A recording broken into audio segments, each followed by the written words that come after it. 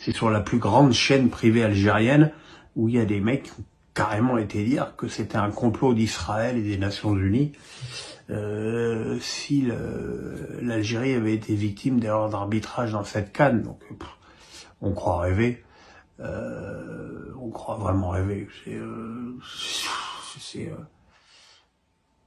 C'est invraisemblable de sortir des trucs pareils. Alors après, évidemment, quand t'es sur les réseaux, tu vois des trucs incroyables. T'as l'autre abruti qui a pété une télé avec une machette. T'as l'influenceuse algérienne qui insulte tout le monde, qui s'est déjà fait expulser de Côte d'Ivoire. Enfin bon, et c'est jamais de leur faute, en fait. C'est jamais de leur faute. C'est l'arbitre, c'est la VAR, c'est la pelouse, c'est voilà.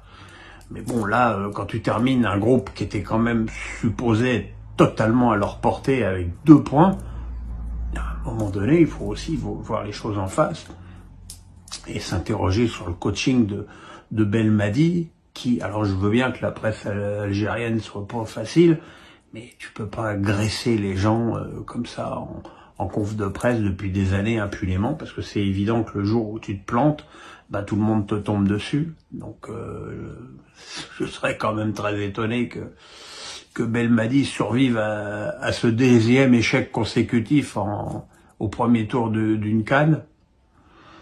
Voilà, c'est enfin, tout ça dans un climat de tragicomédie assez navrant et assez désespérant.